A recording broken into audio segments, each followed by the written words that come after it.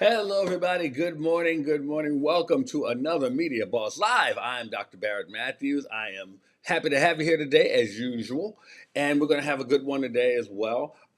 We're doing the documentaries this week, so I want to thank you guys for joining me. You're probably wondering, like, who are you? What am I here for? And what is this all about? Well, as I said, I'm Dr. Matthews. My company is Media Boss Pro, and what we do is we turn high achieving leaders into industry icons by leveraging the power of media so that people can find them and learn from them, and they can be on several platforms all at once. So we put them everywhere all at once. All right, so that's what we do. Now, what we're doing here on Media Boss Live is we are actually spending time in our 5 days of media strategies that you can act on now to help you so that you can go do some things yourself if you don't want the help in doing it, to help you to have a better media presence for your business. For your business. So we want to make sure that you can have more people looking at you, more people that can find you, and more people that like what they find. Okay, so we want to do that with Media Boss Live. I want to make sure that you guys are sharing this. Make sure you are. Please leave comments, leave questions in the feed. I'd love to have discussions with you guys, even private ones if you like. You can schedule a time. Go to MediaBossPro.com. MediaBossPro.com. At the top there, you can schedule a time to meet with me, and we can talk and get on a Zoom and have a virtual coffee, if you will, or whatever, and just talk about media for your business. And one of the things that we do is we actually do media production for businesses so that we can help you in taking care of those things so you can concentrate on your business, and we can take care of your media strategy for you and getting some things out there and produce for you. Okay, so we want to make sure you can do that as well. Also, I want to ask you guys, please subscribe to the YouTube channel. Subscribe to us on YouTube. Make sure that you are checking us out there. We'd love to engage with you all and have you guys sharing on YouTube as well.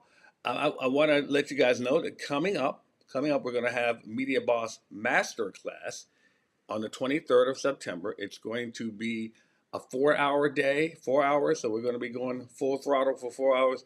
We're going to go doing a master class to talk about some things in media and how it relates to you and what you're doing on different areas of media. So we're going to show you how to use media to your benefit as a business owner.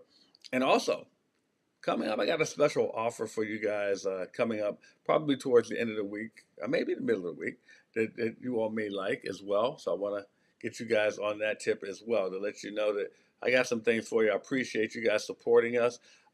So many of you are loyal. I appreciate that. So many of you are sharing what we have here and commenting that you're learning something. So I want to thank you for that. I really do appreciate that. So I want to mention, like yesterday, we talked about documentaries. We talked about that on Media Boss Live. We talked about the importance of storytelling in your documentary, and I definitely concur that that is a big component, not just to a documentary, but any type of media that you're doing. You want to make sure you're putting your story out there. So today we're going to change it up a little bit. We're going to change it up a little bit. We're still sticking with documentaries, but we're going to go about your format. Which format are you using? And what I mean by that is, we talked about documentaries and what they can do for you yesterday. So if you want to see that, go back to yesterday. But in the format, we're talking about whether you want to do a documentary, which is kind of a short film or a long-length film, however you want to do it. You've seen documentaries before, or a docu-series. Would you rather have a documentary or a docu-series? Neither one are wrong. Neither one is right. I just want to figure out. You want to figure out which one you want to do. It's because you want to choose the right format and style. So let's look at that. You're still telling your story in your documentary or your docu-series, but you want to decide: is this story best told in one big comprehensive event, one big project, or should it be broken up into a series or episode, if you will, so that people can tune in and see a different one? And it just depends on how you see it. Sometimes it may depend on how you like seeing your own documentaries. Sometimes it may be something you may want to gauge the people who follow you on. How do they do? So it's one of those things that you just want to make sure that you are decisive on which one you want to do, documentary or docu-series. And I'm not going to tell you which one I prefer, but I'm just going to let you know that you ought to do one or the other. Okay? So that's one area we want to talk about on choosing your format or style. Next, let's talk about your visual style. So one of the things that I love seeing in movies is good cinematography. I love seeing good cinematography. And there's certain trademark cinematic things that certain directors use in doing their cinematography. Like Spike Lee, he does this thing where he's walking with you as you're talking, and you're just seeing the camera on the person as they're walking and they're talking and so forth. Spike Lee does that a lot. And you can see that with certain other directors. I think gosh, I can't think of his name right now, but there's so many different techniques that different directors use, and you need to figure out for yourself. So consider what techniques you're going to use. Like, are you going to use drones? Like, I use drones for the footage I shoot for my clients. I love using drones and I love using aerial shots. Or are you going to use a handheld camera? Sometimes a handheld camera comes across better than a camera on a tripod. Or you're going to use cameras like for a close-up feel. So you have to understand, like, what is it that you're trying to convey? Sometimes people want extreme close-ups, or they want to have someone walking into the close-up, or the close-up going further away. Sometimes they want to pan around the person. They go all around. You've seen that before, right? Where the camera goes around the person. Or how do you want, or do you want 2 camera or 3 camera setups? How do you want that for your documentary or your docu-series, however you want to do it? But I say this, and this is for people that are going to do a series. If you're going to do a series, a docu-series, stay consistent. That's right. So if you're going to do a varying camera shots in one episode, make sure you continue that. Let the audience see the continuity, because that keeps them engaged. They want to see that continuity because that's what drew them in the first episode. So you want to keep it going through the second and the third, and so forth. So your visual style is important to you. You want to make sure that you know which one you want to use. Now, interview styles. Let's talk about that. Interviews. So when you're interviewing people for the documentary, I need you to consider how you want to do it. You've seen documentaries, you've seen business documentaries, I would think you have, or maybe you haven't. But do you want someone sitting down in their office? Do you want someone sitting down, in their workspace or whatever? Do you even want them sitting down? What if I dealt with a physical therapist and they had someone like on a table, or a chiropractor, they were on a table, and you wanted to interview them that way? You could do that. Do you want them more casual, or do you want them buttoned up? Some of the best interviews are done in a casual setting. I mean, you've seen them before where 2 people may be walking down a park. 60 Minutes is famous for that. Just, they're kind of a docu-series themselves. So 60 Minutes has a lot of people where they're interviewing them as they're walking down hallways, through parks, down the streets of New York. They're interviewing them. And that's another way that you can do these things. And I know, I'm putting a lot of stuff in your head right now, and you're like, well, I don't know which one I want to do. It's okay. You don't have to rush into it today. You don't have to rush into it. And I want to let you know also, like I said, I mentioned earlier, I'm going to mention it again because this is my platform.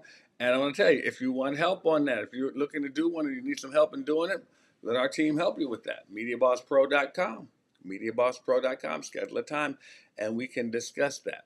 So think about whether you want them sitting down, standing up, walking around, on the go conversations. Those are always cool too, where someone is trying to get somewhere and you're talking to them as they're going, interviewing them. Think about it. I mean, it can add a whole different dimension to it. Let's say you got a lawyer, he's going to court and he agreed to the interview because that's part of his business and he wants to promote it.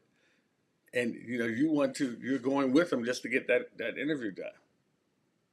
Now, another fun thing, at least fun to me, when it comes to doing a documentary or a docu-series, is some people like to add in animation, which I think is cool. There are some great, I mean, phenomenal animators out there.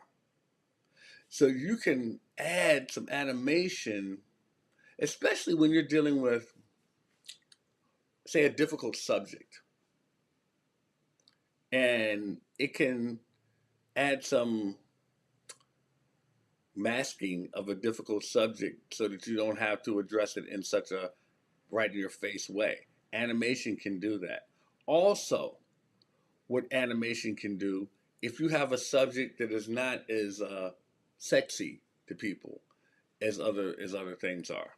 Say so you have a subject that some might even consider boring or dull. Animation can be creative, it can liven it up. It's a great way to get people's attention to keep them focused.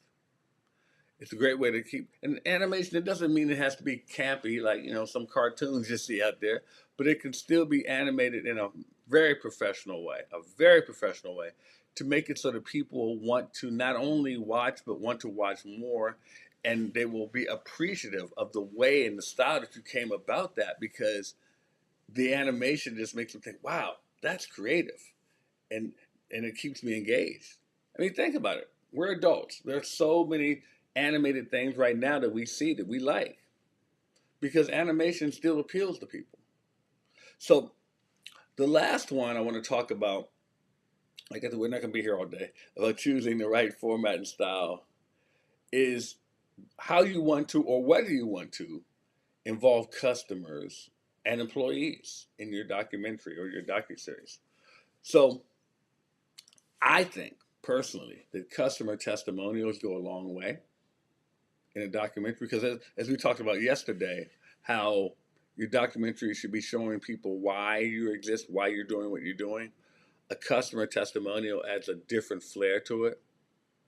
Employees talking about what they do for the company, how they serve the company, can go a long way too. Because if you're the owner and you're talking about how great it is to be the owner of ABC company and how you built this and you built that, it goes to a certain degree with people. It does.